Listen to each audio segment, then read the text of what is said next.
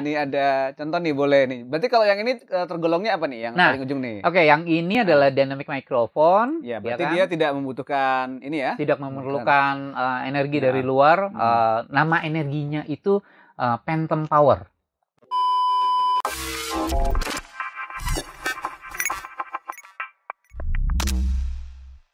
Ada tanda tombol apa tuh Mas kalau yang apa ada logo ininya nggak usah? Iya.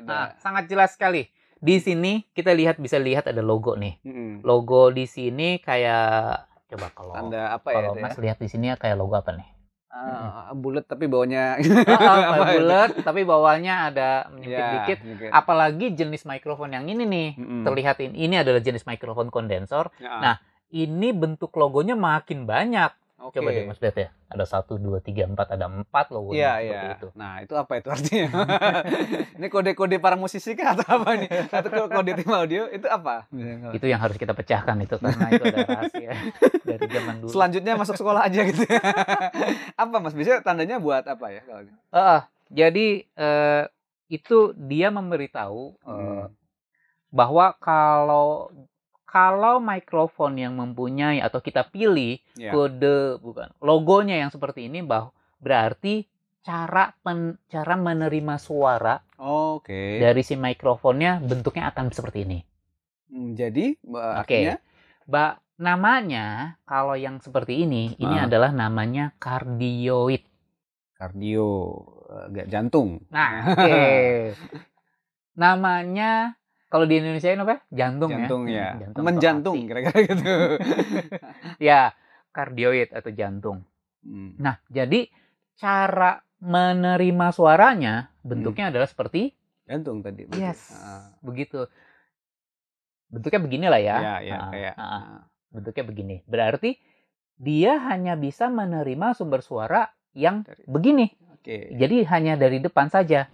Nah, dia kan bentuknya begini nih ya, kardioid. Jadi artinya kardioidnya itu dia menerimanya itu berasal dari depannya saja. Nah, kan di bawahnya ini kan ada menyempit nih, menyempit atau menyudut ya, kecil gitu seperti itu. Berarti menandakan bahwa si mikrofon ini tidak bisa menerima suara dari belakang secara detail. Jadi dia hanya bisa fokusnya di depan ya. Betul. Kalau di buku namanya on axis. On axis pada sumbu depan gitu. Betul, pada sumbu depan atau jadi belajar bahasa Latin nih. Gitu. Atau kalau kita manual book dari si mikrofonnya ini, itu kalau dari depan itu ada 0 derajat. Jadi dia bisa menerima sumber suaranya itu di depan 0 derajat atau on axis. Lalu di situ pun juga dijelaskan tuh berapa derajat dia bisa menerima, selebar apa, seluas apa, sesudut apa, gitu. Dia bisa menerimanya dengan baik. Lalu gimana kalau misalkan ada suara dari belakang gitu kan? Apakah dia bisa menerima? Sebenarnya dia bisa menerima, tapi menerimanya adalah hasil pantulan dari depannya. Saat suara itu terpantul depan diterima. Betul. Tapi kalau misalkan suaranya itu ya tidak. Apakah dia bisa menerima? Bisa menerima, tapi tidak sejelas dari depan. Kayak gitu sih. Nah, apalagi jenis yang ini nih. Yang ini. Ini kondensor nih ya kalau yang ini. Betul. Nah, jadi udah kelihatan ya. Kalau dynamic kondensor. Secara tidak langsung berarti lebih lengkap untuk menerima sumber suara yang kondensor dibandingkan yang dynamic. Kenapa? Karena dari si kondensor ini sudut penerimaannya lebih lebih banyak beragam ya. Lebih banyak, lebih beragam. Kalau di buku sound, di buku Pro Audio ini yang kita sebut polar pattern. Jadi ini ya kutub ya, polar kutub betul ya benar ya. Jadi polar pattern. Jadi pola penerimaan suara. Nah, pola penerimaan suaranya mau seperti apa? Kayak gitu. Apakah mau seperti jantung? Nah, ternyata yang jantung pun juga beda-beda. Coba deh, perhatiin deh. Ada jantung yang ini, ada jantungnya yang ini. Lebih tajam lekukannya gitu. Bahkan ternyata yang di sebelah sini kalau kita memilih yang nomor 2, maka jantungnya ada ekornya malah. Iya, tuh. Ya kan? Itu artinya berarti ini ya Jadi ternyata yang ada ekornya itu yang kita sebut superkardioid. Oke, jadi sangat inti sekali gitu ya. Betul. Okay. Nah, secara tidak langsung kalau kita memilih polar pattern-nya adalah superkardioid, berarti secara tidak langsung sudutnya semakin sempit. Iya, betul. Artinya semakin sempitnya sudut, maka si mikrofon ini dia pun juga semakin sensitif untuk menerima lebih ke depannya. Tetapi pabrikan ternyata dia bisa menerima sumber suara dari belakang dengan sedikit. Makanya dia kasih ada buntutnya. Ekor-ekor tadi ya. Betul, ada ekornya, dia ngasih tahu bahwa kalau pilih ini selain dari depan ada dua bocoran di belakang gitu. Hati-hati nih kalau misalkan memilih jenis mikrofon yang polar pattern-nya seperti ini. Kayak gitu. Nah, itu sih. Nah, kalau yang nomor 3, aduh, sebentar. Harus dilihat. Nah, coba deh, perhatiin deh. Yang nomor 3 apa? Lingkaran, kayak bola. Iya. Kalau udah tahu dong pasti. Ya, jadi semua ini ya. Artinya? Dari semuanya Betul. Jadi dia bisa menerima sumber suara dari segala arah. Ya. Bukan saja lingkaran, tetapi bola. Ya, jadi atas bawahnya juga atas bawah, kiri kanan, depan belakang, diagonal segala macam, pokoknya yang seperti bola, maka dia bisa nerima nih suara-suara yang seperti bola dari arah manapun dengan tingkat kekerasan yang sama. Nah, coba deh yang terakhir. Yang terakhir itu apa tuh? Lambang tak hingga atau apa itu? Angka 8. Angka 8. Sebenarnya ini adalah angka 8. Angka 8. Kita sebutnya figure 8, ya sama lah bahasa Indonesianya angka 8. Seperti itu, angka 8. Figure 8 ini seperti angka 8 menerimanya. Oke, jadi berarti kalau misalkan kita gunakan mikrofon ini, lalu kita memilih dia ke angka 8, maka dia bisa menerima seperti kayak angka 8. Depan dan belakang. Oke. Depan dan belakang. Wah. Nah, jadi kalau kita lagi duet nih kayak gini, bisa langsung di tengah dianya. Betul. Kita pilihkan ke figure 8, lalu kita taruh di depan sini. Kita sama. Jadi sama. Soalnya Mas Abe sama saya sama jadinya diterimanya. Jadi secara tidak langsung sebenarnya lebih hemat sih. Lebih hemat mikrofon gitu. Dan lebih hemat channel. Lebih hemat apa lagi ya? Kabel dan tapi harganya nggak hemat, masih lebih mahal pasti. Biasanya selalu dikotakin ya kalau yang kondenser tuh biasanya, atau gimana kalau biasanya? Enggak juga. Ada juga mikrofon yang dynamic itu dikotakin. Gitu. Itu memang lebih ke arah maintenance aja ya kalau sana. Ya, lebih ke arah maintenance dan lebih apa ya? Mungkin harga jualnya juga. Harga jual sih. Aduh, lupa ya sih. Jujur saja kalau kami apakah itu pelaku industri kayak sound engineer gitu kan, ya udahlah, yang penting sehat-sehat aja. Mau dimasukin seperti kayak gini pouch gitu kalau misalkan masih sehat maka aman. Nah, itu cara penyimpanan ya. Ada tim penyimpanan ini. urusan mereka ya.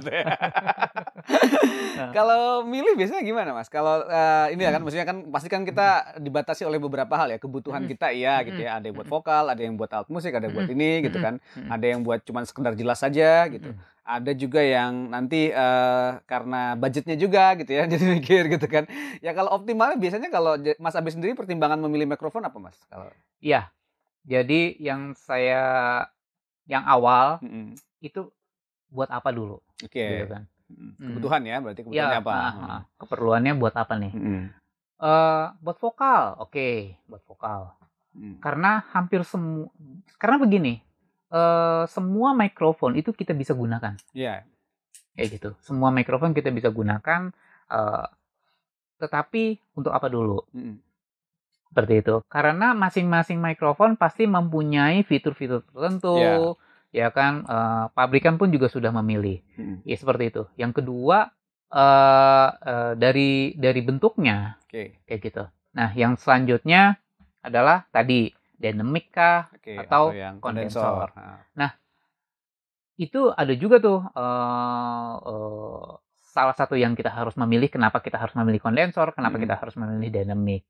Karena urusan dari pemilihan itu juga poin penting.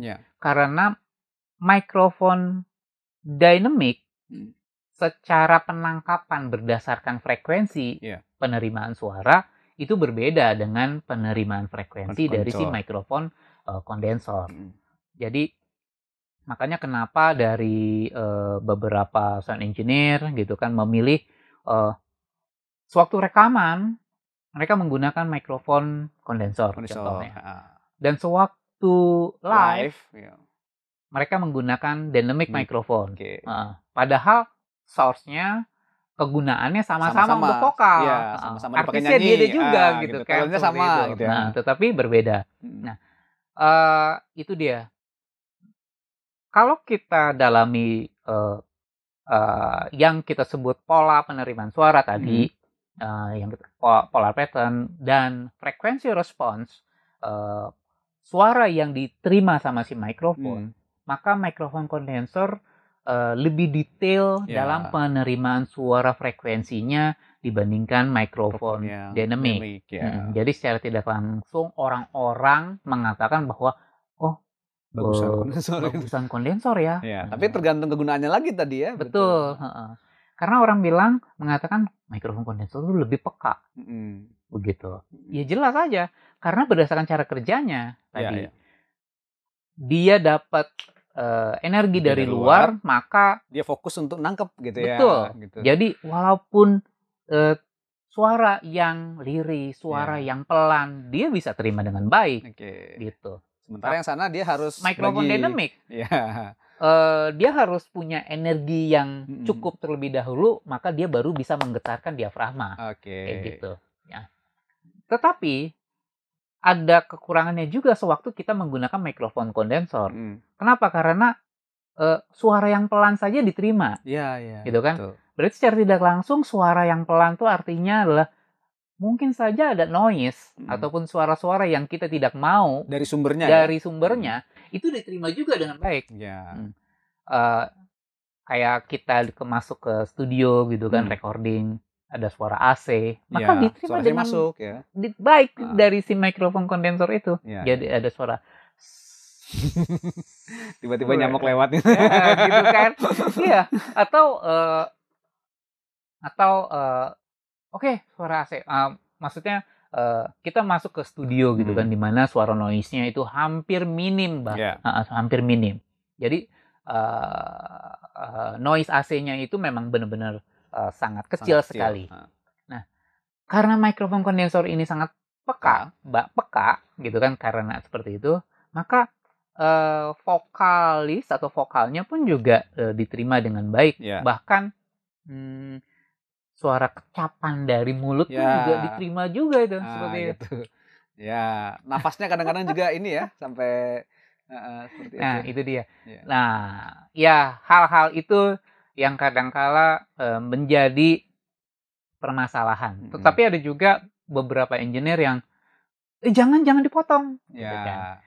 Santai aja. Pokoknya nyanyi aja. Dan bahkan hal-hal tersebut itu diambil sebagai properti vokalis tersebut. Jadi semacam identitas vokalnya dia jadinya. Betul. Itu dia. Sehingga sangat jelas sekali gitu kan, nafasnya, tarikan nafasnya dan segala macam sih.